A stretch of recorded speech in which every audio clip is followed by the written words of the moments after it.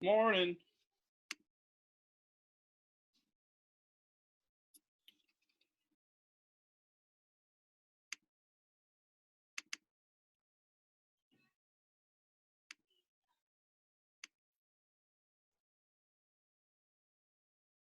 All right. You guys there? Anybody there?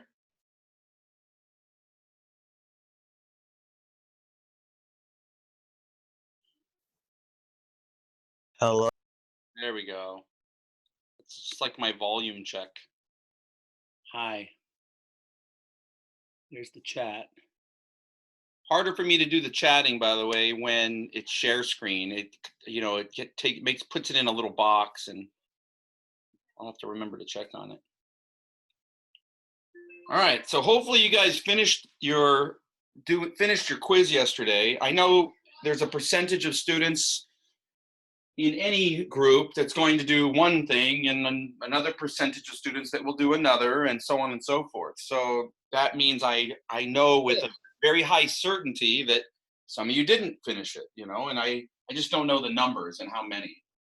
I'd like to believe what, that you can get 100% of people to do things. It's just, that's not really a practical goal.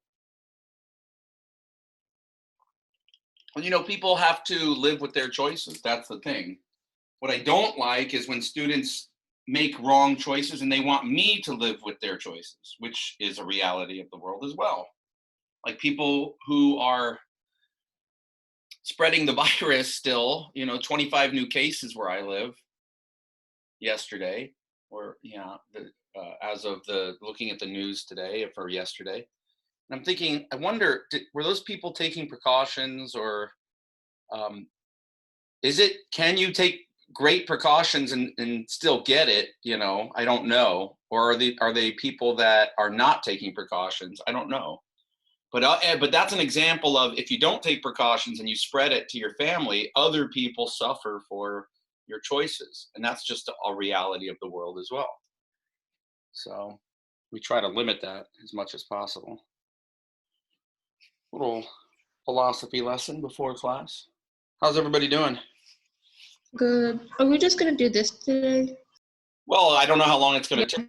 If we finish early, I'll move on to the next thing. I do want to press on. There were some challenging problems here that we need to discuss. Okay. The quiz is less valuable if you don't give feedback. I think the multi-step are the worst. Most of them are multi-step. Well, the ones that actually say multi-step problem. Oh, yeah.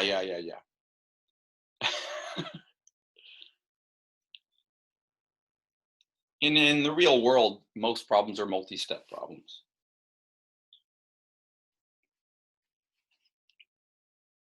Yeah, 26 participants, that's about normal at this time, with seconds to go. And then we get a big influx, like, every minute after. I wonder what that is. 27. That's a distribution curve also of a percentage of people that are usually early, percentage of 28. So if we have about 30 and it's going to get to about 55, then we got about half the people on time or early, and half are. So I guess the vertex of the parabola, the upside down one, 31. would be somewhere about on time, would be 8:30.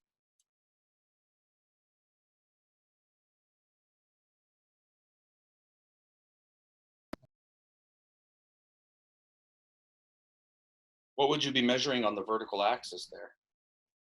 Just so you know, Mr. Withenthal, I can see your toilet in the background. Oh, what do you think about it? It's dirty. It's dirty? Yeah. At least it looks dirty to me. It does? Let me see. It looks perfectly clean to me. Oh, that was a whiteboard. Oh, a whiteboard and a toilet. I understand. They look just the same. No. The vertical axis would be number of people joining that minute. A piece of Wait a minute. Number of people joining Oh, number of, wait a minute. That sounds like a rate to me. No, X is the minute that we're talking about, and Y is the number of people that joined that minute. The number of people that joined during that minute. Okay. Yeah, it's not Yeah, a that's rate, not a like rate. number of people. It's not Per total minute. number. It's not Which total problem? number of people, then it wouldn't grow then into So, a Søren, we're what- discussing like we're No, it discussing would the become a parabola parabola. curve. If it was just total number of people, then it wouldn't be a parabola. It would be like a. it would just keep growing. We have It 42 would- Which participants. number? Which number? No, it's none of them. We're discussing like another problem. Wait, why do we now have 41? People who join. We're discussing like All right, let's move on. We people don't who have time.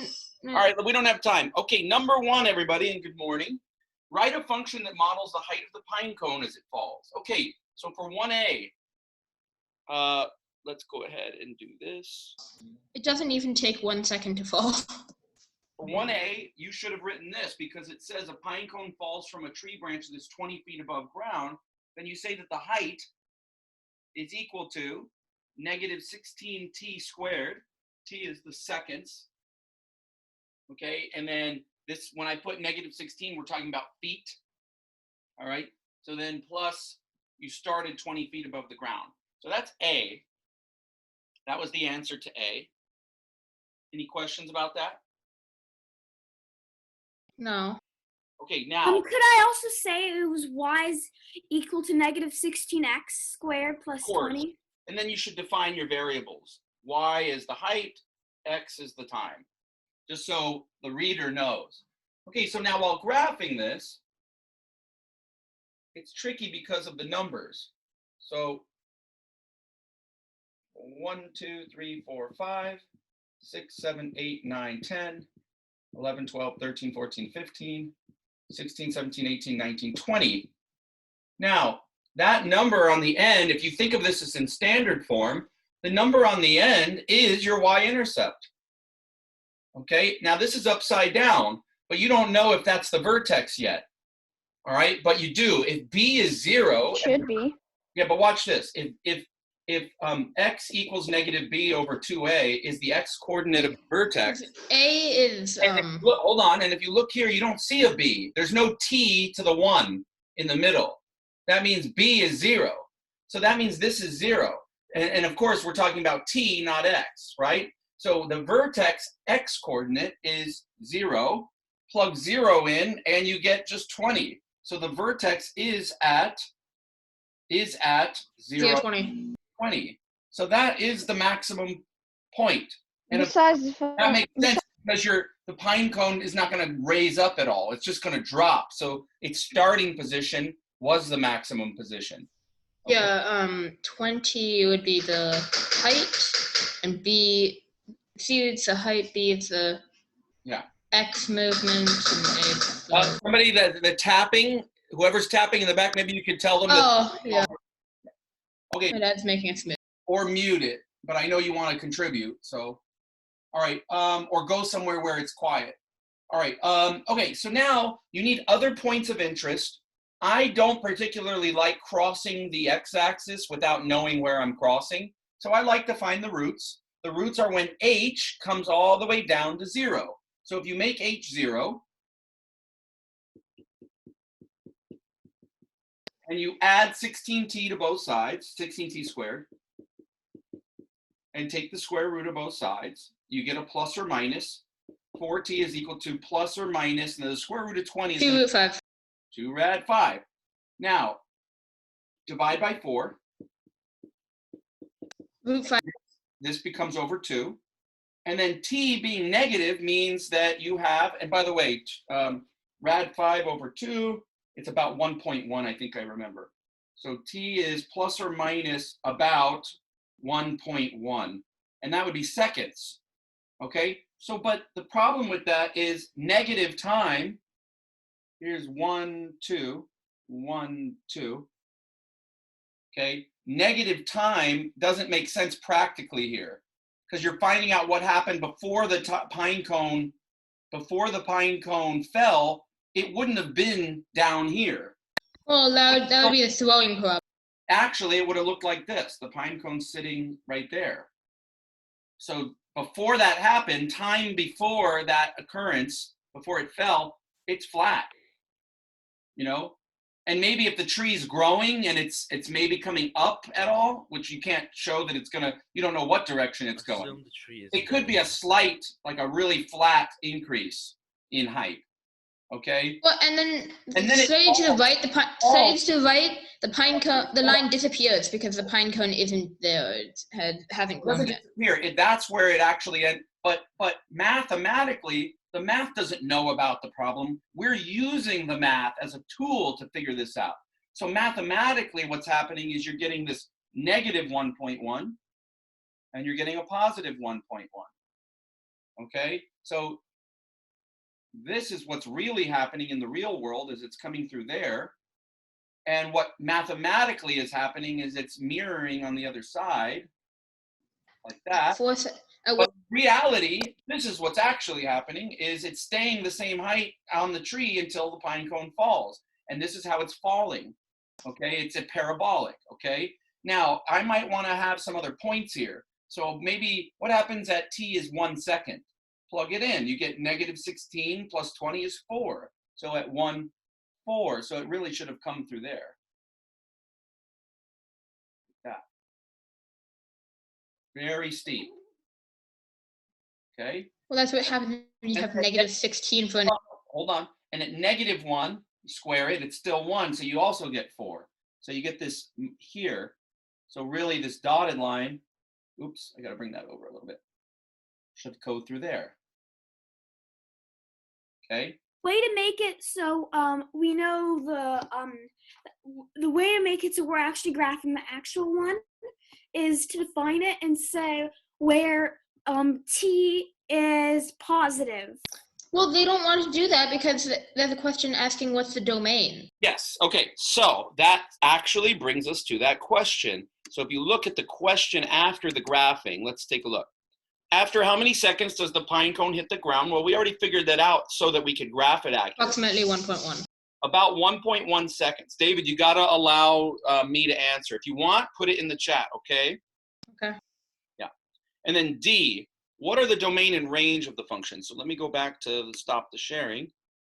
Okay. So what is the domain and range of the function? What the domain is going to be what x is allowed to be. So I put domain colon.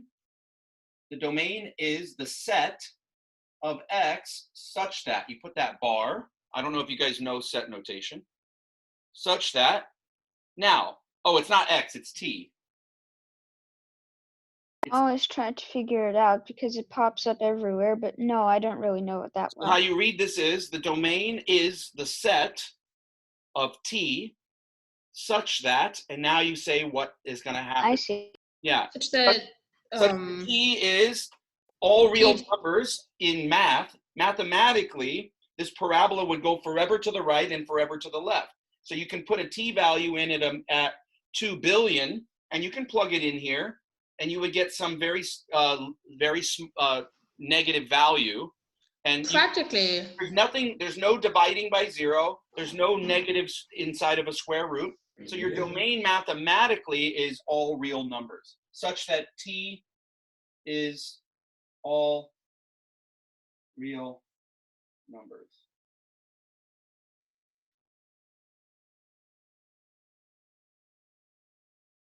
Okay. Now, practically in this problem. Yeah, that doesn't make sense. Also, practically in this problem, it looks like I could put in, if I'm following this line, I could put in as much as I want before, and then, but the tree wasn't always there. You know, there's all kinds of things you can talk about practically. You can't. You could say you could say we're not going to look at back in time. We're only looking from the point that it happened. So there, you could say t must be greater than or equal to 0. We could say, but then at the point where t 1.1 seconds later, you can't put a time after that because the cone is not going to keep going after that. So practical domain is it's not really a thing in math, but it's a thing in reality, right?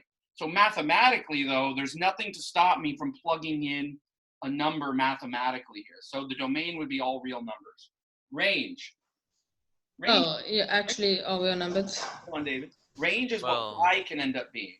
Well, in this graph, it actually mathematically has a limit to where it cannot go Yeah. past. 20. In the negative, you can go down infinitely, but up, you cannot go above the 20. Mathematically here, you can't go above that 20. It is your maximum height. That's what it means to be a maximum. So the range is the set of h such that h is less than or equal to 20. And number 1 is done. But in reality, it's gonna have Wait, to hit Is it the okay if you ground. actually yes, put the in practical reality, domain? okay. So practically, in reality, you can't go below the ground. What's Unless it's today's like a- sample fact? Mr. Rosenthal, why I don't understand. Why is the domain all real numbers? Because in the parabola, you can keep putting in t values infinitely large. There's nothing, Oh. what would affect that is if you had this over t, then t could not be 0, right? Or maybe t is inside of a square root, so it has to remain 0 or more. It has to be greater than or equal to 0. Oh, okay. You know, or it can be it could be, now I'm going to erase this.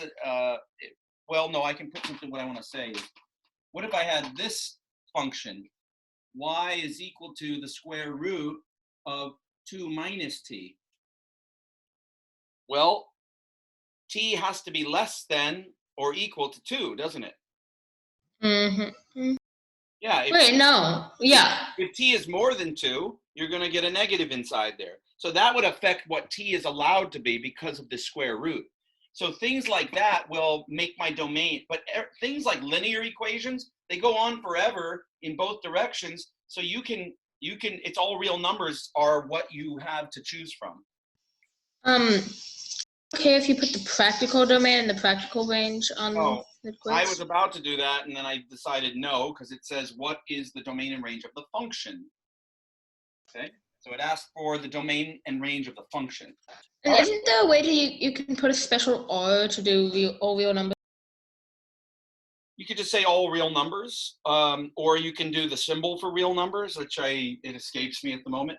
Okay, we got to Isn't move it like on. a Here's double? what I'm worried about. I'm worried that we're not going to finish because it took me a while to finish the quiz. Now I'm going to take the quiz basically and explain it all. So we have to kind of keep moving forward. All right. All right. Let's look at number 2. Okay. So number 2. Some harbor police departments have firefighting boats with water cannons. The boats are used to fight fires that occur within the harbor. Okay, so this is multi-step. All right, so this says that the function y, I'm going to write it down. This is in intercept form. Y equals negative 0.0035, and I'm going to change it a little bit.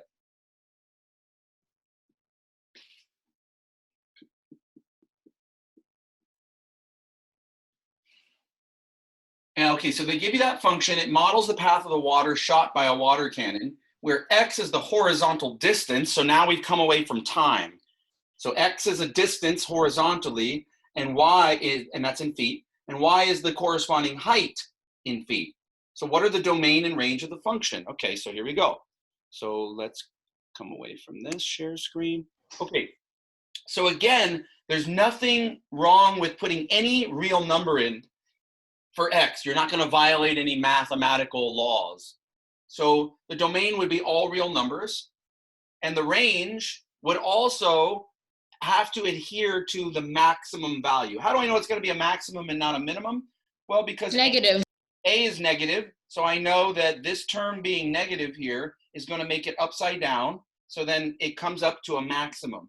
All right, so I know that once I know what that maximum point is, I can tell you what the range is. So I'm going to find that maximum point. I'm going to find the vertex.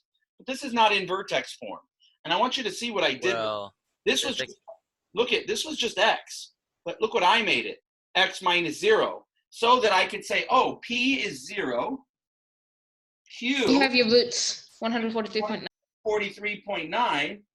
And I know the x coordinate of the vertex is going to be at the average of P and Q. So I immediately took my calculator and I divided that by 2, and I got what? 71.9. 71.5, 0.95. 0.95. Okay, so I got So I did P plus Q over 2, which gave me, what'd you say, 71.9? 71.95. Okay, so that is Wait, what do you use P plus Q over 2 for again? That's the axis of symmetry. That's the x-coordinate of the vertex, and it's the axis of symmetry. So 71.95 is the x-coordinate of the vertex. It's also the x equals that is the equation for the vertical axis of symmetry line. Okay. Now what you have to do, that's not the maximum height though, all right? That is the x location underneath. Plug in the x. You have to plug in the x, exactly. So that's what I'm gonna do. When you plug it in here and you're subtracting 0 from it, it's just 71.95.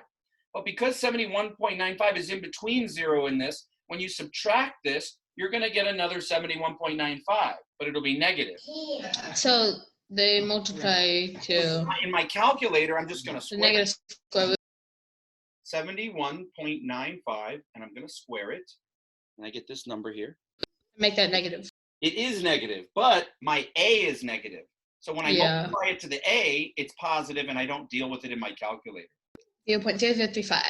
Now I'm going to multiply by 0.0035. David, you want to contain it to the chat, please, at this time, please. Yeah, David. Okay, when I multiply by the A, now that says that y has to be equal to about 18.1. So I can go ahead and fill that in. And there's my vertex, which means that's my maximum height. So my range value, domain is the set of all real numbers, but my range is the set of y here, because they called it y, such that y must be less than or equal to 18.1. There's my range. And the water can go below the ground here because it just goes underwater. Well, if you're talking about the force of the water, and the force of the water, like the amount of force in the water, gravity pulls it in. Some part of it goes underwater, but let's not talk about that. You'll have to study fluid dynamics. Yeah, unfortunately, the parabola will get distorted by. Okay, now the second question is the easier one because of the form that they gave you. They say, how far does the water cannon shoot? 100. Now, you're not answering the distance that the water travels. You're answering the displacement. All right, so you're answering. Distance is much harder. It's right here, 143.9. Okay, so 143.9, the Q value here, that is the other root. One root is at 0, the other root is at 143.9. The root is where the parabola arcs and comes back and hits the ground. Okay, so then that would be where the water landed, 143.9 feet. So B is 143.9 feet. And you didn't have to do really any math other than to understand what you were looking at. And then C is already answered. So you've already put in all the work. C is what is the maximum height of the water? Well, it was 18.1 feet. Questions? Yes. Is there a way to construct a circle from an arc? I don't know. Yes. There is. Remember we did that problem in geometry? Earlier this year, we did that problem with that like broken dish. Yeah. Remember that? Oh yeah, but we're. So what you can do is get one chord and construct the perpendicular bisector, which you know contains the center of the circle. But you don't know where the center of the circle is, but you know it's on that line. Take another chord and construct the perpendicular bisector. If they both contain the center, then it's going to be where they cross, where they intersect. Okay, so we could find the distance that the water traveled by constructing a circle from the parabola. But that's the arc of a circle, not the arc of a parabola. So you're going to have there are equations for doing this type of thing. So I don't know them, they're more advanced, like sine and cosine get involved. So anyway, you'll have to look those up. All right, number 3. This number 3, I think, was kind of a doozy. People got thrown off by the whole ratio business. So let's look at number 3 and how do you deal with a ratio? And once you understand how to deal with a ratio, and when I show you the problem, you'll think, oh, that was easy. Yeah. It's just, it doesn't occur to you necessarily while you're doing these problems. Okay, so number 3, the diagonal of a screen. You might even draw a diagram. And Mr. Ostow, I remember when you noted that method, I did the, one moment. Yeah, I believe I did almost the same formulation. Mm-hmm. I just put 4W equals 3H. Okay, so but let's. That's what I did, and it was so annoying. Yeah, but it didn't work. Yeah, I know. It says the width and the height ratio is 4:3. So this is the width, right? And the width, so the width would be some 4K. Why K? Because it's in a ratio of 4:3. It doesn't say that it is 4 and 3. So it's times the same scale factor that the 3 would be. So the height would be 3K. So that if I wanted to do a width to height ratio, I don't know what K is. But I know that if I do width over height, the K's cancel and I get a 4:3. So no matter what the K is, if K is 2, you're going to get 8:6. If K is 5, you're going to get 20:15, right? So by putting the K, that is what you need to do to deal with, or you could use X. That's what you do to deal with ratio problems. When something is in a ratio, but you don't know exactly what the measurements are, you put the same variable with both, and so it cancels out, and yet you really want to find out what that K is for the problem. Okay, so it says here A. This was the most confusing one. Write an expression for W in terms of H. Oh yeah, Mr. Rosenthal, couldn't you also do it a different way where you say 4/3 is equal to W over H, because it's 4/3 is equal to W over 8. Oh, I'm going to do that right now. You're going to see me getting that. So what I'm going to do is since I want to know what W is in terms of H, well, I am going to,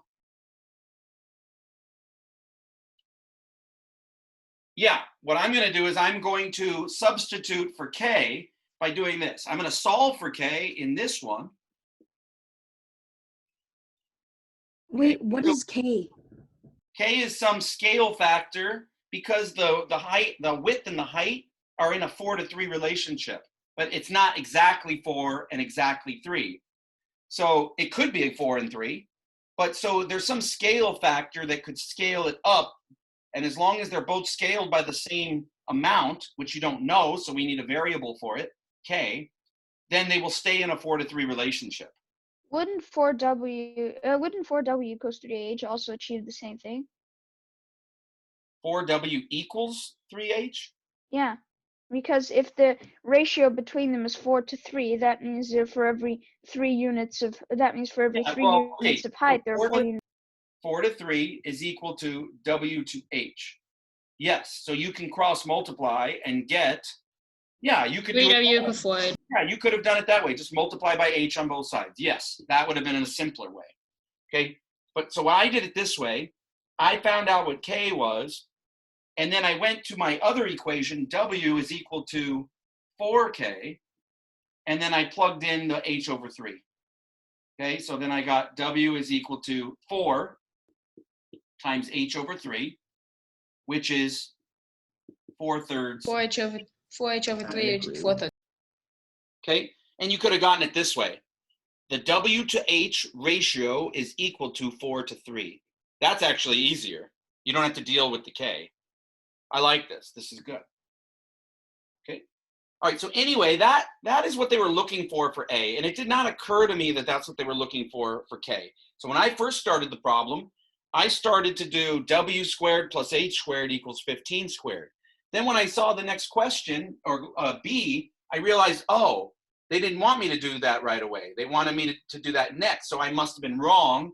And it's kind of like when you do a lot of riddles, when you solve riddles, you start to realize, oh, it's never the obvious. The obvious is the trick.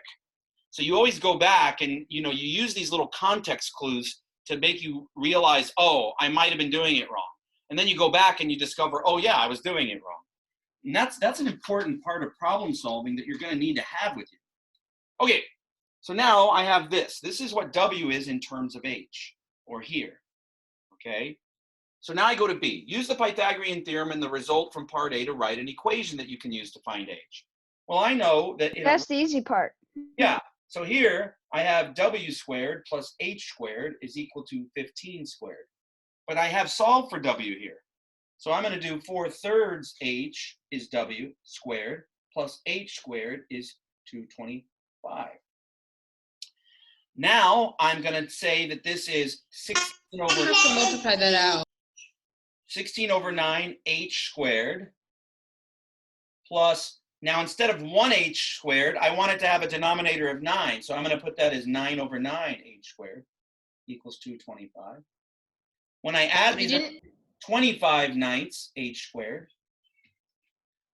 is equal to 225. Let's go both sides. Hold on, don't say stuff out loud. Okay, square root, you get 5/3 H equals plus or minus 15. Okay, and then you multiply by the reciprocal. H is equal to plus or minus, that cancels and you get plus or minus 9. Now the height can't be negative. Okay, so that rules that out. So you get the height of the screen is 9 inches. A nice number. Yeah. And then use the ratio to find W. Yeah, well, Or use the equation. it's a 3, 4, 5. If this is 9 and that's 15, take a 3 out. You get a 3 and a 5, so that's 4 times 3. So this would be 12. Well, I already knew it's 9, 12, and 15 when I saw the 3 to 4 ratio and I saw that it was 15. So Oh anyway, yeah, you could have seen that it was if it was 3 Yeah. or 4. If it could have occurred to somebody that wait, the only way that could satisfy it where it's 3 and 4, Yes. where the ratio of them is 3 and 4 Yes. is in The screen has a right. five. The screen is a right angle, and 3 to 4 to a multiple of 5. you guys in the background, Oh, that was the I think you gotta find shortcut. another room if you can where it's quiet, because then it's hard to hear you, and it's hard to focus on what you're saying. Anyway, so now we have the height. Solve the equation from part B. Explain why you must reject one of the solutions, because you can't have a negative height. And then D, what are the height, width, and area of the laptop screen? So you have the height is 9. Height width 9, is width 12, and 12. the area is gonna, Areas. David, hold on, please. Okay, And the area is just going to be width times height here. It's going to be 108. So the area is 108 square inches.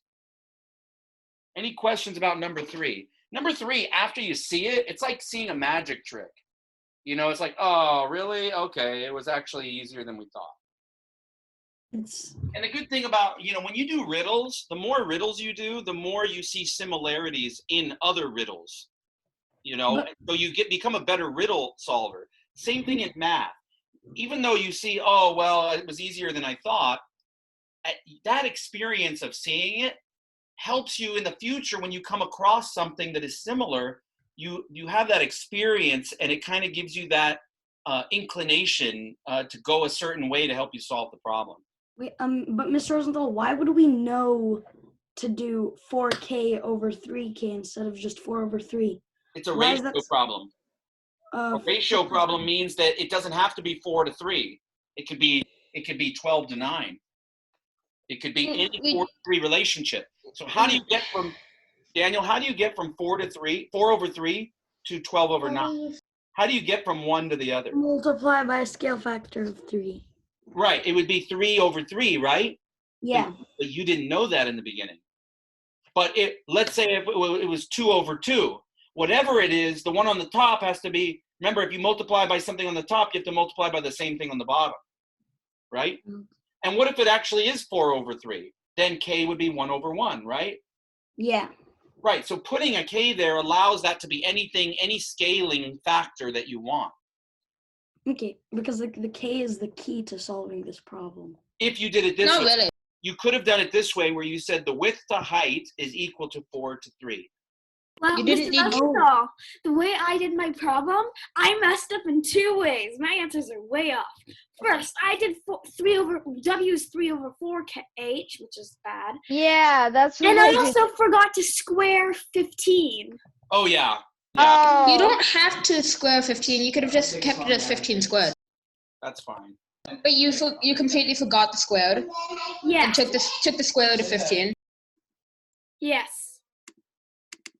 Okay. All right, guys, we're going to move on to number 4. All right, you are creating a metal frame. Let me get that on my screen. I love these We're problems. creating a metal border of uniform width. What does uniform mean? Same. Yeah, Continuous. the width is going to be the same all the way around. It's not going to be wider on one part of the frame or the border as in other parts. It's going to be uniform. So for the mirror, that is 20 inches by 24 inches. Okay, you have 416 square inches of metal to use. That yellow frame, the combined area of the frame part, remember, not the white rectangle in the middle, the mirror in the middle, only that gold or that yellowish. Wait, that's a mirror? It's, Oh, just It's a wall mirror. a wall. It said wall mirror, yeah. But what it shows is just a frame. Not Hold on. So that border is the 416 square inches. All right. So the area of that border has to be the biggest rectangle minus the inner rectangle, leaves you that frame. And that we can do. So I would take the base and the height. The base of the biggest rectangle would be 20 plus 2x. And I'm going to rearrange it to say 2x plus 20, actually. That's a little bit more helpful for me. I'm used to seeing it that way. And the height of it is 2x plus 24. Okay? And just that in that form, and I'm going to come away from the share screen. What is X in this context? X is the extra width. It's the width of the frame, which is Okay. unknown. That's what they're asking for. What is that X going to be to give you that area? Okay, so now I have the area of the big rectangle. That's everything inside of those boundaries. But I don't want everything. I want to subtract. Well, you can get you can want everything, because if you know the area of the metal, of the total metal, and you know the area of the 416 actual square inches. inside of the thing, which is 24 times 20, you can add them together to get the total area. We can just multiply this to get the total area. Even so, we don't need the total area.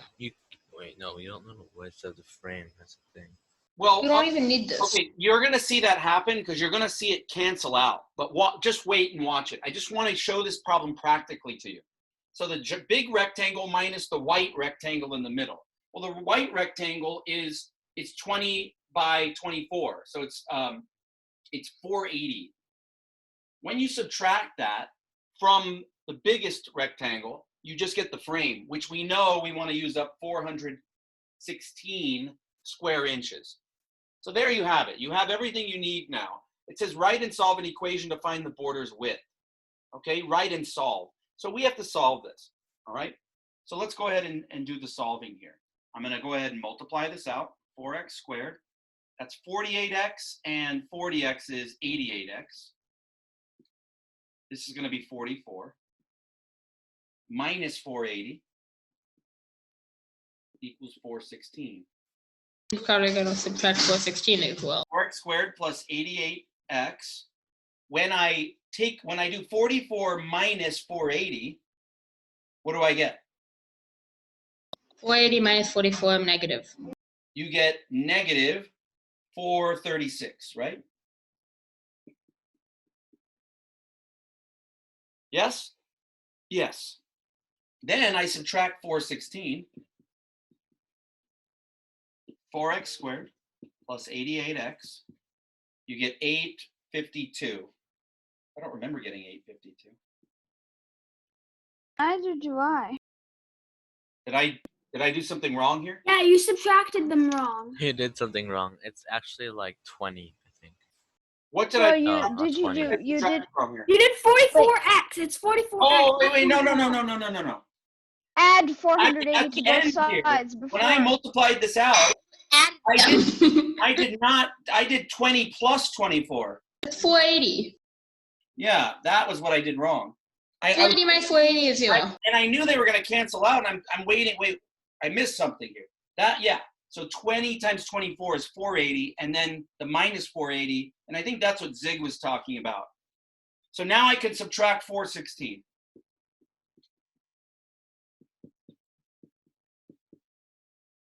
All right, now Quadratic That is what equation, factor out of 4. are. 4 goes into all of these. So just divide both sides by 4. Everything divides by 4. Because 0 divided by 4 is 0. Is that right? Yeah. Yep. Okay, so now I did not use the quadratic formula. I factored. So then I did negative 104 and 22. Don't shout it out. 1 and 104, 2 and 52, 3 and 4 and 26. There it is. So it's minus 4 and 26. So x minus 4, x plus 26 equals 0. So for this to be 0, x would have to be 4. Here it would have to be negative 26. You think about what x is. It's that x, it's the width of the It's the width of the border. It the can't width- be 26 because Yeah, that it can't just be wouldn't make negative. sense. That's right. So now we know x is 4. The border is negative 26 inches thick. So find And the even if border it wasn't negative, it doesn't make sense that the border is longer than the width. Yeah, it's like you have a mirror this wide and you have a border double it. Not only that, but the width in this area is and the width in this whole frame plus mirror thing. It's 20. It's 20 by 24, and 26 is longer than both of them. Yeah. So it just wouldn't make sense, like a paradox almost. Okay, so now what I want to do is answer this follow-up question. If I double this width to 8, is it going to double the area? No. If W is 8, well, what would you do then? You would add 4 to the width. Tell you what, when you just pour some milk in there and then shake it a bunch. It would end up doubling, but also Now, but W, by the way, W is in the picture is X. So if I plug 8 in here, it would double. wait, I'm going to get, plus hold on, I'm going to get 30. 8x squared. David, hold on. If I plug a width of 8 in for X. David, please chat. Yeah, chat it. If I plug that in here, I'll get 36 in this one. In this one, if I plug an 8 in, I'll get 40. Right? 8 times 2, 16, 30, 40, yes. So then I would do this, I'd get 144. 144, how many zeros there? 144 with 1 0. I would get 1,440 for the big rectangle. And then I would subtract the mirror out because the mirror didn't change. And then I would get, what would I get? I would get, It would be doubled and add that would 8x be squared. 960. Then you look at the area 960 of the frame. Is that double what I started with? No. Double what I started with would have been 832. Okay, square inches. If I double the width, I got 960 square inches of material. So it did not double. It did not double the area. Okay? Wait, Wait, when you were substituting, did you use W equals 8 or W equals 4? W equals 8. Because that's double, right? What would happen if I used W equals 4? yes, I was right. 416. I would get it equal to 416, right? Mr. Rosenthal. Uh-huh. So, I was right. So, if you double the width, the area of the border will double to 832, and then add 8 previous x squared.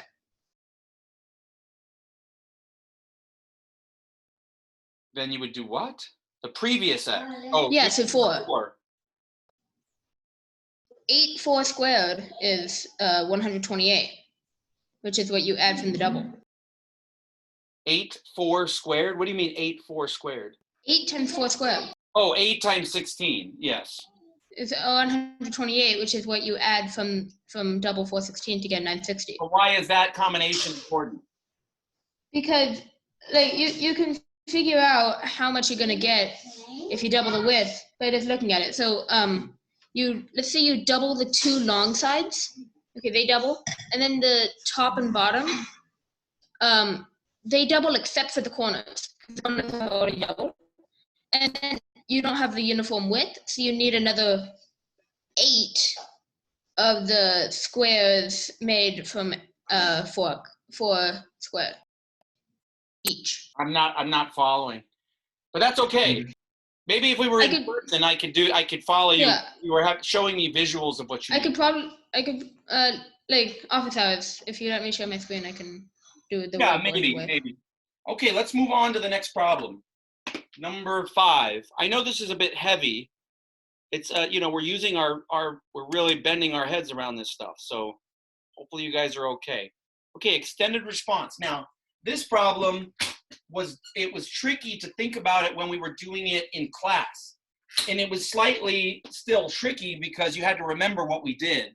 And the more of these you do, the more it starts to get easier on how you think about these problems. Oh yeah, those are really easy. Now they are, but in the beginning, Yeah, I like those. how to set it up. Okay, here we go.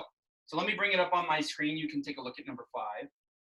So I have here, a pizza shop sells about 80 slices of pizza each day during lunch when it charges $2 per slice. So, and I'll just read it. For each 25-cent increase. Now I remembered when we did this as a lesson, we had it as $1. So then I was able to do a $1 for X. A 1 meant 1, a 2 meant 2. So if I did it in terms of 25 cents, so what I did is I changed 25 cents to $1, and I changed the 5 fewer slices by the same scale factor. Okay, so times by 4. So every $1 increase in price was 20 fewer slices. So that's what I did to the problem. So I'm going to say that I changed 25 cents to a $1 increase, and that led to a 20 drop in slices. Okay, now, and then I also realized that this was a revenue problem. So I set up an equation. So let me show you what I have now. So then I said, okay, so revenue is going to equal to the money per slice times the number of slices. Okay, so then I had to think about how was I going to represent these as two binomials. All right, so let's look at this problem. So then I changed 25 cents gave me 5 fewer slices, right? Into $1 would be the 25 cents times 4, and the 5 times the same scale factor gave me the 20. All right. Okay, so then it says A, write a function that gives the pizza shop's revenue R if there are X price increases. Well, I kind of I changed the interpretation of that. I don't want to know how many different price increases of 25 cents we're going to do. It was more helpful to a dollar amount increase. I wanted to write a function for X being the amount of money you're increasing in dollars. Okay, so I wanted to say that it's going to be, you're going to get 20 slices for every dollar. So if X is the amount of money that you're going to increase the price, then if I'm going to lose 20, wait a minute, I'm going to lose 20 slices sold. Yes, I'm going to lose 20 slices sold, and I was starting from 80 slices. So this gives me my number of slices sold, which is this one here. And it doesn't matter. And then X equals. It doesn't matter what order I have these in. But if I start with 80 slices, and I'm going to lose, that explains the minus, 20 slices per dollar. Okay, then X I can plug in, $1, $2, $3, right? Okay, now if I'm plugging in dollars here, then my other one is dollars per slice. Okay, so here I started at $2 per slice, right? And then I'm going to increase that by dollars. So however many dollars I increase that X, I'm increasing that one by the same amount. $1, then that's a $1 increase in the price, starting at $2. Okay, so if I increase the price $1, X is 1, then I will lose 20 times 1 slices in my sales. Okay, so it says write a function. There it is. There's my function. Now, of course, I like to have the X's represented first, so I might turn this around and make this negative 20X plus 80. Actually, I'm going to factor. If X is still the number of 25 cent increases, it'd be 8 plus X. Okay, so then I'm going to do here, I'm going to factor out a negative 20.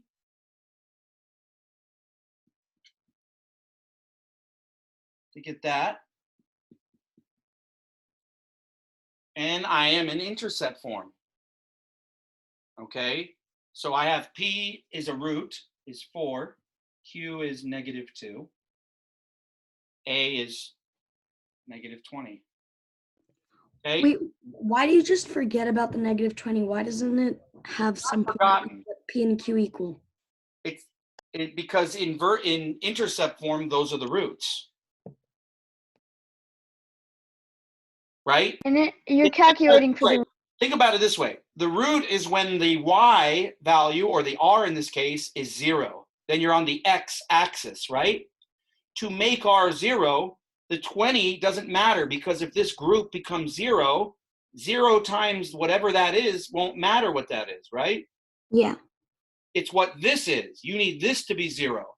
You can't change a constant, but you can change what x is by increasing the price. If you increase the price $4, you're going to get 0 here, which would mean you'd have 0 revenue. Okay? If you decrease the price $2, you started at $2. That means you're not charging any money for the pizza. Yeah. Okay? Are we This means how much you're charging. This one means how many slices you're selling. So you can increase the price by 4, so you're charging $6, but you've run out of your 80 slices sold. You have 0 slices being sold. So 0 slices at $6 a slice is $0, right? And then the other way around is if you have make them free?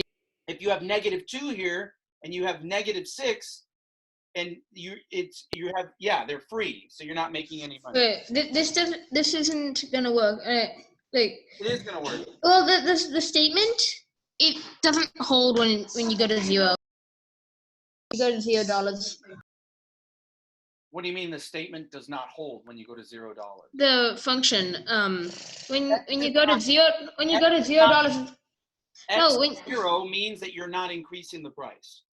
no, but when you go to $0, as in x is negative 2.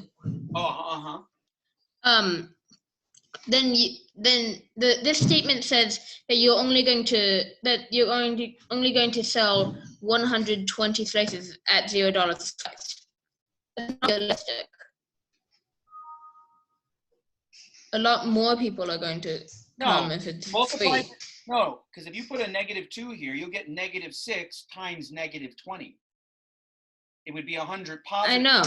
It would be a positive 120 slices that you would be selling at $0. I know, but 120 isn't accurate. Why not? You're going to sell a lot that it's not more. accurate, but it Oh, doesn't you don't matter. know The that. math holds up. You're just saying more people would come. Yeah, But that's just theoretically, if it was a real situation, which is not. if it's a real If you're situation, selling then pizza a lot at more. $0 a slice, of course more people will come. It's free pizza. A lot You more can than tell what the 120 comments slices would be about, though. sold. All right, guys, let's move on, please. It's unpredictably irrational. I love that book. Let's move on. Here we go. All right, so we have A is done. I even took some extras here in case they ask me about it. What value of Free x? pizza. What value of x maximizes r? Okay, we want the vertex, right? And again, it's the average average of p and q is going to give me the x coordinate of the vertex, but it's not going to give me but that's what it asked for. What value of x maximizes? So actually averaging p and q here gives me that right away. Okay, so I have 4 plus negative 2 over 2. So that's 2 over 2, which is 1. So x equals 1 maximizes the revenue. That means what is x? X is the amount I'm going to increase the price. So increasing the price to $3 is going to maximize my revenue. That's what it's saying. Which problem number is this, Mr. Ostal? And that was the explanation of the meaning. But what I just said is that raising the price $1 maximizes the revenue. What was that? Which problem number was this, Mr. Rosenthal? 5B. 5. One moment, I think. Oh, Mr. Ostal, I got a $1.75. 5-cent increase. Well, this is the wait. Okay, so go ahead, find out how much money you made by increasing your price there, and I'll tell you how much I made. Let's see who made more money. Let's see. $1 here is 20. Take away 20 from 80. That means I sold 60 slices. That's less than I would have if I kept the price the same. But I'm making $3 a slice instead of $2 a slice. All right. By the way, what was your revenue if you didn't do anything? It was $2 a slice times 80. So you would have made $160 if you did nothing. Now I make $180. So I made more money. That's horrible.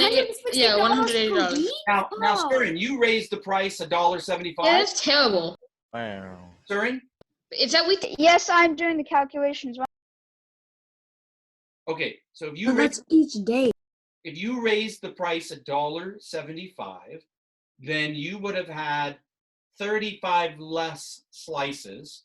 So you would have had 45 slices sold, and then you would have been charging $3.75 for them. So $3.75. Wait, isn't the less pizzas you Oh like yeah, make it's each day, to not each sell? week. That's a lot of per. $3.75 times 45.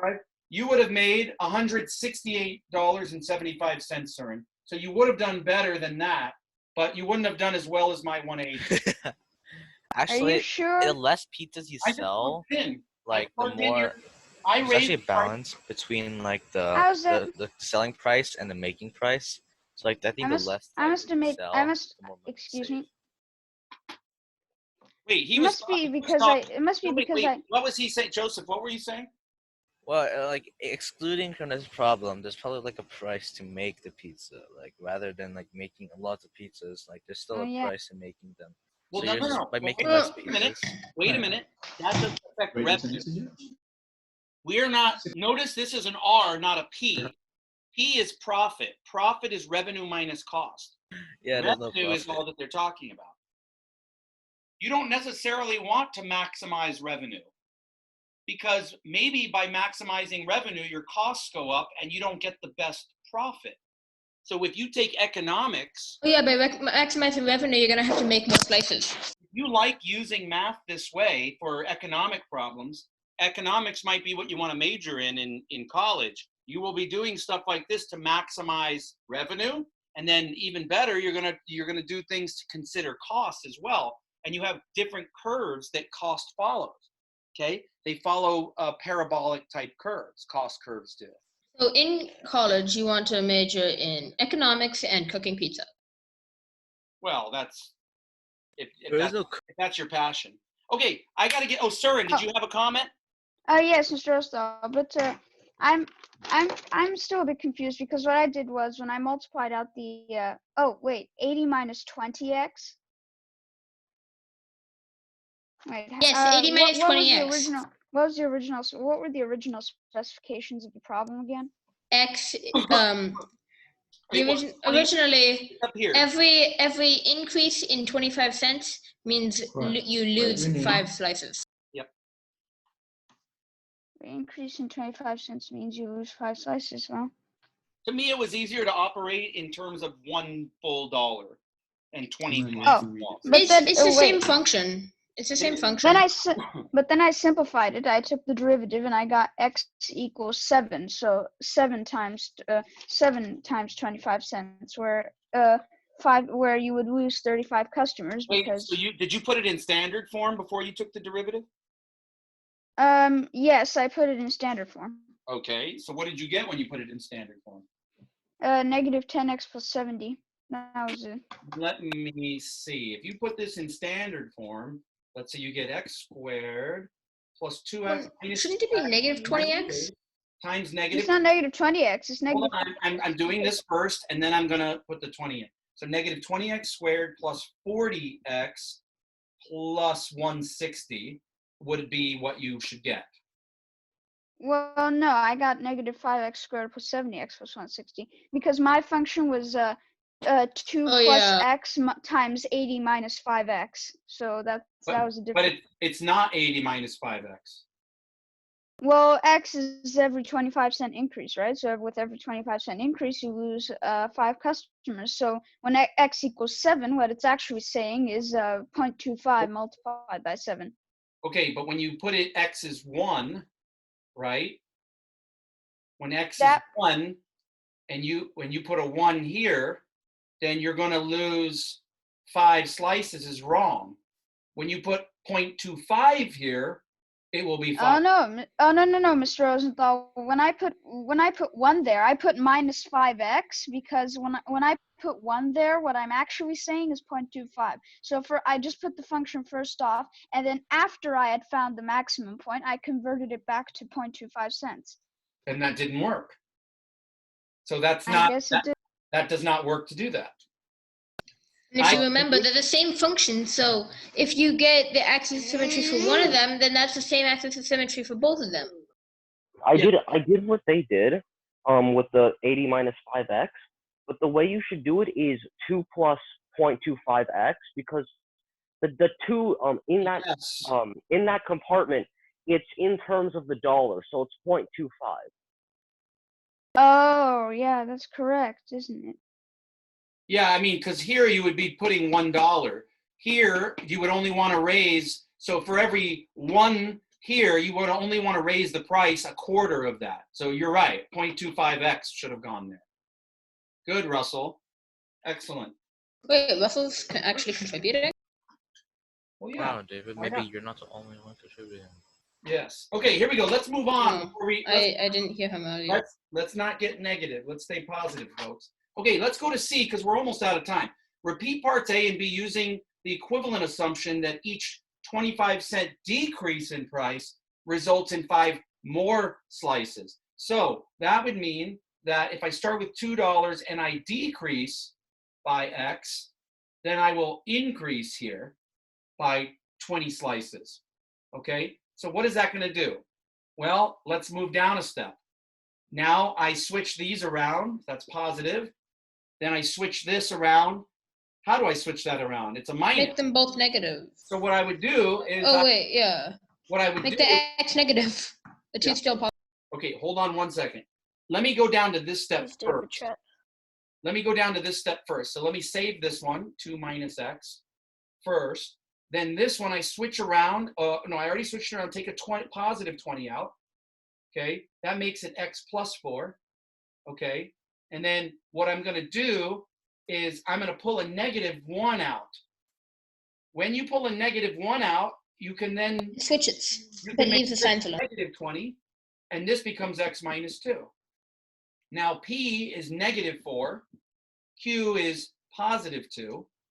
The average of those becomes negative 1.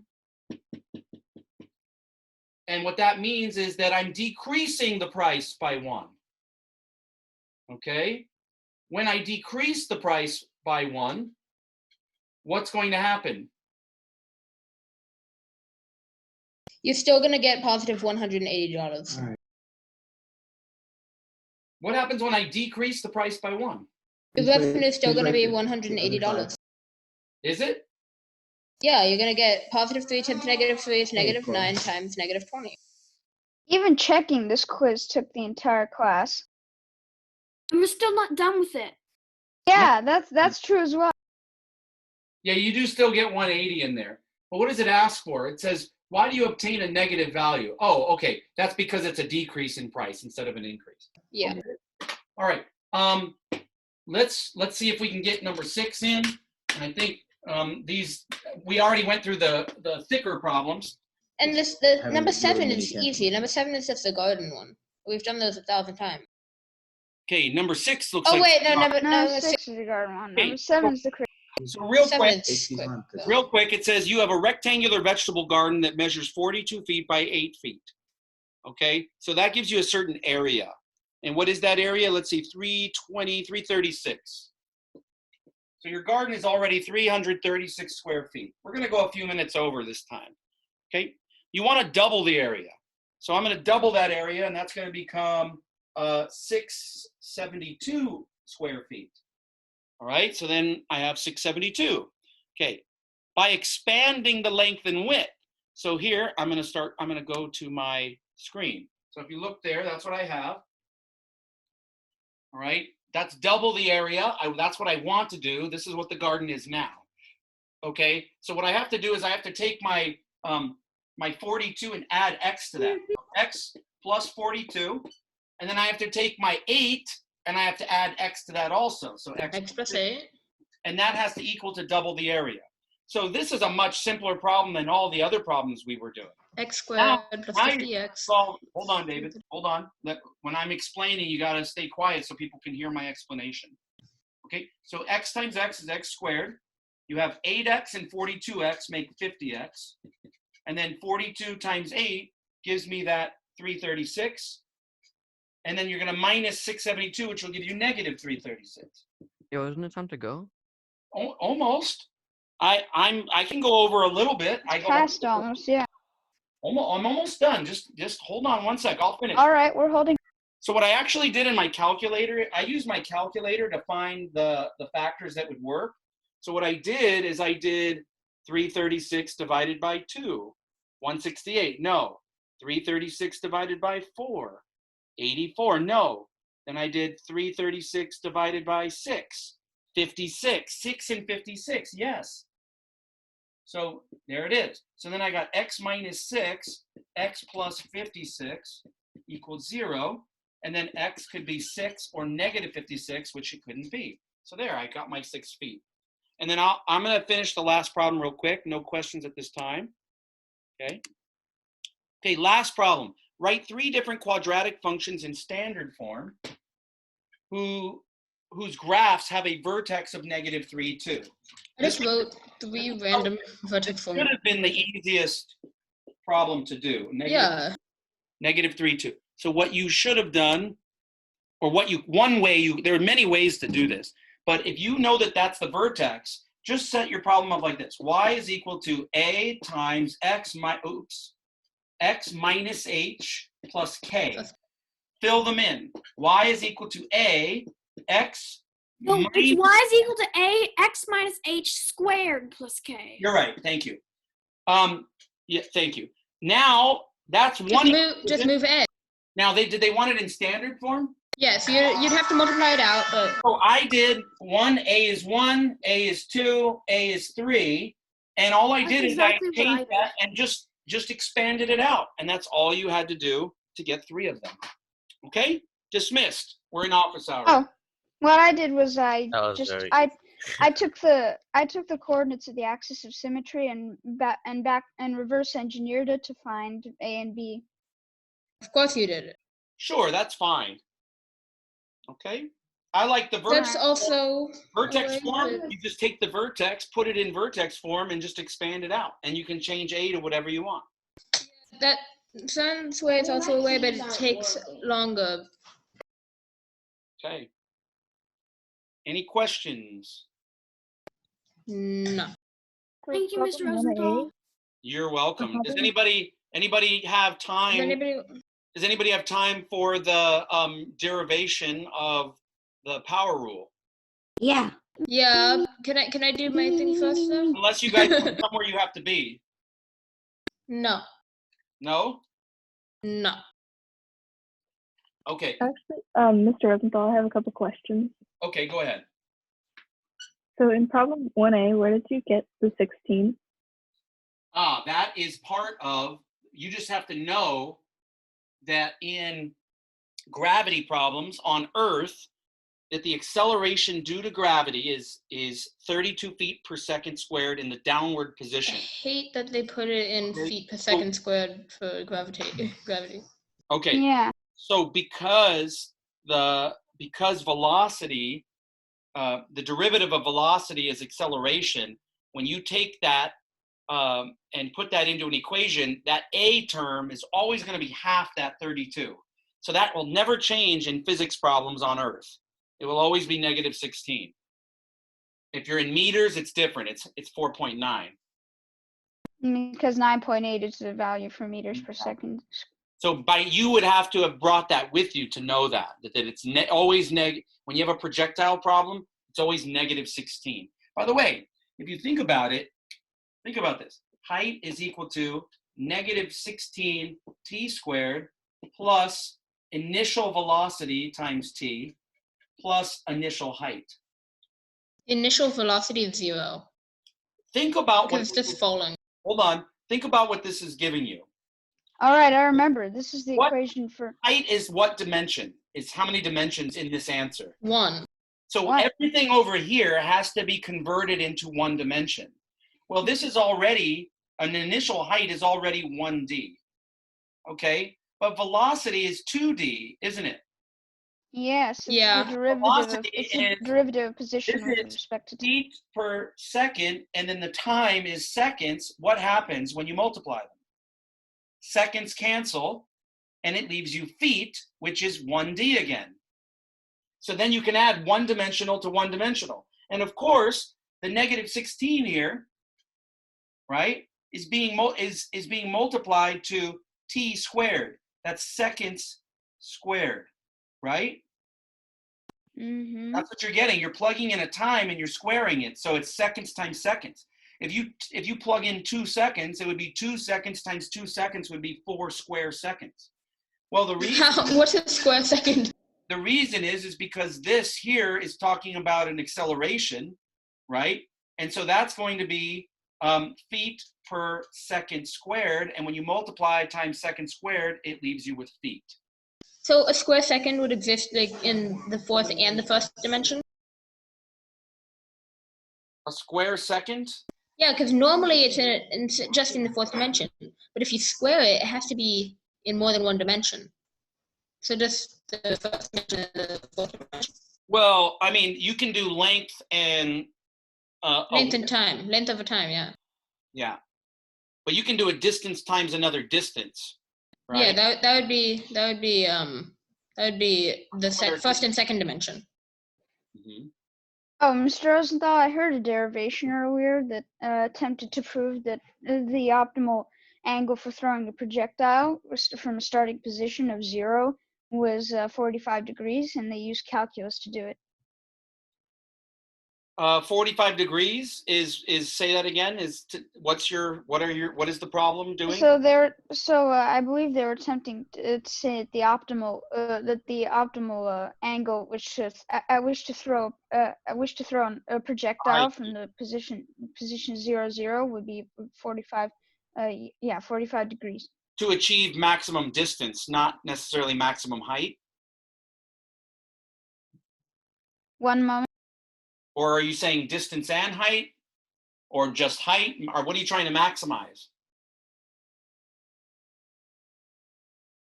Because I could start here and do this, or I can do this. It's kind of like flattening the curve, right? This one gives me less height, but more distance. Oh, distance traveled. They're talking about maximizing distance traveled. That To would make maximize distance traveled, can't you just throw it at a 1 degree angle? No, because then it would fall very quickly. Okay, we're running out of time to do that problem. So are you sure you guys Oh, want power rule? Yes, we want to see the power rule. Okay, power rule. All right, so what we're trying to prove is that if you have a function equal to x to the n, we want to prove that d dx, the derivative with respect to the change in x, is going to be equal to nx to the n minus 1. So we're going to have to end up with that from here. Okay, so the way we're going to do it is with limits. Now, I don't know, you guys probably, this does not get you to escape learning about limits. You guys are going to have to thoroughly learn how to work with limits. But I can give you a basic understanding of limits if you don't already have that. Okay. I go up Patel's rule and everything. Well, first we have to define what the derivative is. Okay, so the derivative. Limit as delta x goes to 0 of f of x plus delta x minus f of x over delta x. I'm going to treat it as h goes to 0. Okay. Now this is slope. The derivative is slope, right? So somehow I need to get a delta y over a delta x. Well, here we're talking about a function, right? So you have some first starting position that you're going to subtract from some new, and this is the y, this is the vertical position, right? So it's the vertical change in vertical position with respect to change in horizontal position. Okay, so that's what we're doing. So h is that extra I'm going to add to my x. So I started with x, and then x plus h is my new x location because I added some value to it, which means I bumped over to the right, right? And I want to subtract my... Maybe h is negative here, so you bumped over to the left. But you could put h negative or positive. That allows for that, okay? So that's my horizontal change that's the amount of it is h, right? My delta x is actually what h is. So sometimes you'll see them do this as, instead of h there, it'll be my delta x. Delta x. Yeah. Okay, so then, but in a function, if this is my new x value, then you have to plug that in into the function there. So this would not say f of x, it would say f of x plus h here. And this whole thing is what my y value would be when you move to x plus h. This is my y value. So here's my, now this simplifies. This simplifies to, this stays the same here, this stays the same, and you'll see that x cancels. And that's just delta x, right? This is delta y, this is delta x. Okay. Mr. Ostar, I noticed that one way to imagine the definition would be if you take f of x plus h, it's the value of the function at a certain distance, and f of x is the value of the function at a certain location. Yeah. F of x plus h is the value at a second location also on the function, and if you take the over h, which would be the alteration between them, if you take the limit as h goes to 0, the interval gets smaller and smaller until they're the same point. Yeah, so now let me show you visually, which I think you already know from what you're saying. But visually, the slope is taken between 2 points, right? You require 2 points, right? So here's the slope between those 2 points. But to get the slope from one point, it has to be tangent to the parabola. So we're going to slide this point down, and the slope changes. And what we do is, the purpose of limits is to examine what is happening as this point slides ever closer to the other point. And there's a reason for doing that, is because you can't land on that point. Why can we not land on that point? Because slope has no meaning when it's at a single point, right? So there is no slope at a certain point without understanding limits. So as this point is sliding down and you keep recalculating the slope and recalculating, the slope is changing less and less and less until it doesn't change at all. It doesn't change at all at the point you land that second point right on top of that point. So as you slide it down, then you get this tangent line, and that's what we're doing. So how does that make sense? In the limit, h, that extra distance from here you had to move that amount of h to get to that point. Here you had to move that amount of h to get to that point. Here h was this much, and you got to that point. Here h was that amount, and you got to that point, right? So this distance that you're sliding to the right is h. This distance that you're sliding up is f of x plus h, right?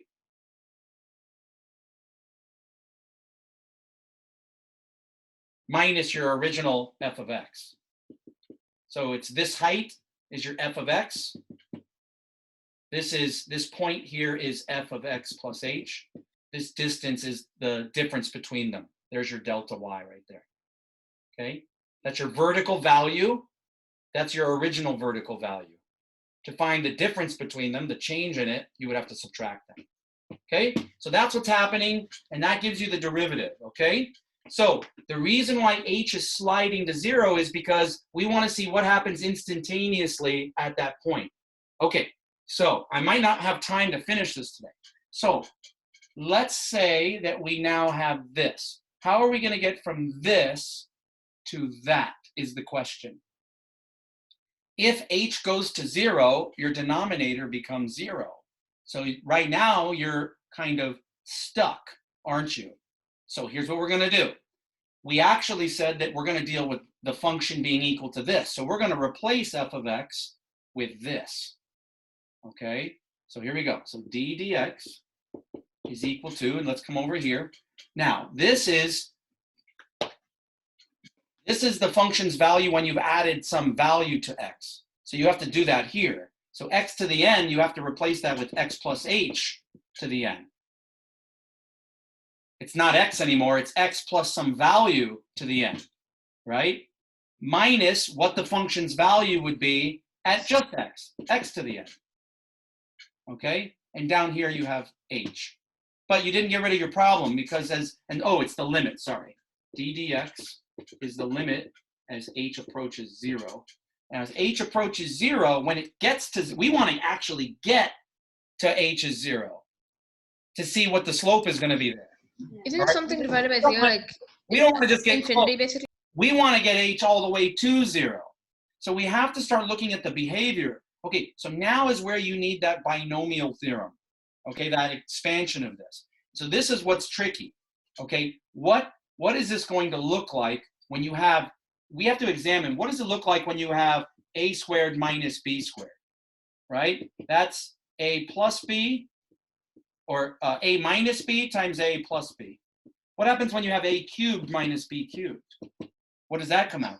A Some farmers work minus that. b times So a all minus you b have to do times is a do minus it. b. It's still a minus b. This becomes a squared, which is that, it's that, whatever that one is, minus 1. Okay. A squared plus b Plus, squared? plus it's going to be ab, a to the 1, b to the 1. This was a squared b to the 0, basically. A to the 1, a goes down 1, b goes up 1.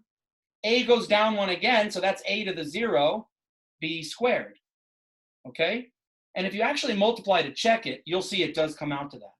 So if you wanted to make a rule for That's a squared something to the n minus something to the n, a to the n minus b to the n, there's a rule for that. It's a minus b, and I need more room for this now.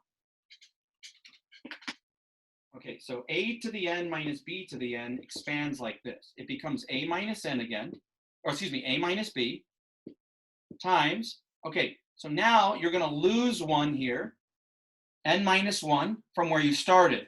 Because when you do a times that, then it just becomes a to the n, right? Because a to the 1 times a to the n minus 1, you add them, add exponents. 1 plus n minus 1 is just n. That's how you get that first term, right? And in the first term, it's b to the 0. So I'm not going to write it, okay? Plus, now you're going to lose another one from the exponent, from the a, n minus 2. And now all of a sudden you have b to the 1, right? Plus, and it just keeps happening, right? N minus 3, b to the 2, right? N minus 3, b to the squared, dot, dot, dot, all the way until you get to a to the 2, b to the n minus 3, where they've switched completely, right? And then plus a b to the n minus 2, plus b to the n minus 1 is how it would end. Okay? That's what it would be. Now, if you didn't follow that, you can't go forward. You have to understand that that's what it turns out to be. Then you have to turn this into this expansion. Okay? So almost out of time. I think I might be able to finish it. Because once you do that, it's all going to get simple after that. Okay, so every time you see an A, it's really the group x plus h.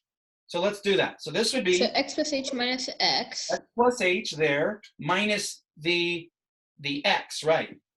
That's so h. the first one. So right, so that's just going to be h, right? Okay, now, which is going to cancel out with that h because you're multiplying here, right? It's going to cancel out the h on the denominator, and it will. Yay! Yes, exactly. Okay, now this was, remember, a is x plus h, so you get x plus h. Now you got to see, though, what happens in here once that cancels. It better be this. Somehow we got to get what's inside to turn into that. Okay, so that's going to be x plus h to the n minus 1 plus x plus h to the n minus 2, and then that's times b. b is times x. Right? Plus, let's do another one. X plus h to the n minus 3 times x squared plus dot, dot, dot. Let's come down here. All the way till you get to x plus h to the 2 squared, right? X plus h squared times x to the n minus 3, right? Plus x plus h to the 1 times x to the n minus 2 plus, now x plus h is gone, just x to the n minus 1. And that's all inside this parentheses, right? all over h. Now, let's examine the limit as h goes to 0 after you cancel out those h's. Right? You had h times that whole group over h. So the h is gone. Now go ahead and do the limit. When h goes to 0, that just becomes x. Can you guys see down here? Yeah. Yes, we can. Okay, this one, when h is 0, is just x to the n minus 1. There are only 6 participants, though. Okay, you are the ones that are interested. What does this term become? H is 0, so it's x to the n minus 2, but times x to the 1. What happens there? You add 1 to the minus 2. What do you get? -1. -1. Oh, x to the n minus 1. Oh, wait a minute. Oh, I wait. see So we where had to this is we had to going. cancel How the many- h's so how that many- we does wouldn't it get it happen- with 0 in the denominator. Does it happen on all of these? Let's see. Let's take one here. What if that's 0? X squared times x to the n minus 3. What happens? You add them and you get n minus 1 again. How many of these x to the n minus 1s? N amount of them. So the limit is N 0 times n x to the n minus 1. There it is. That's the proof. Ta-da. All right. Yay! Oh, it's n of them because n minus 1, n minus 2, n minus 3 until you get to n minus n. Yeah, That's the nth right. term. Well, the last one, look at the last term was x to the n minus 1, and that was the nth one. Yeah. Yeah. Oh, and you had to cancel out the h so that you wouldn't get a 0 in the denominator when you went to 0h. And when you get in pre-calc, when you do limits in pre-calc and in calc A, that's what you're going to be doing. You're going to get other functions. This is not. You the just need to only one. cancel this stuff You're gonna out. get all kinds of ones. You're going to get sine functions and cosine All functions. sorts of stuff. But You get all sorts there, of stuff, and your job will be to how do I make the limit work so that I'm not getting a 0 on the denominator. Can I do which that you border can do thing? by Using the binomial theorem is only one trick. You have to use everything Yeah. you learned in math to figure out how to manipulate it, which is why well, you're you can also multiply both sides by a conjugate or take the derivative, and if the Yes, derivative doesn't yes. work, you can take the second derivative. That's L'Hopital's rule, I think. Okay. Can I do the All border right, thing? Okay, you are on your way. So this is Wait, can I do the border thing? this is what you're going to be doing, and you can see what's neat about it is you get to look behind the covers early while we're talking about algebra 2 stuff. You get to see, oh, this is what's really going on. That this is important because it allows you to use the derivative to understand slope at maximum and minimum points. Thank you, Mr. Osta. Have a good day. See you tomorrow. Okay, I'll do this. I'll do the border thing tomorrow. Okay. Okay. All right. Bye. Bye, everyone. Bye. Thank you, Bye. Mr. Osta. Have a good day. See you Hey, tomorrow. thank you, Mr. Rosenthal. Later. Thank you. Bye. Bye.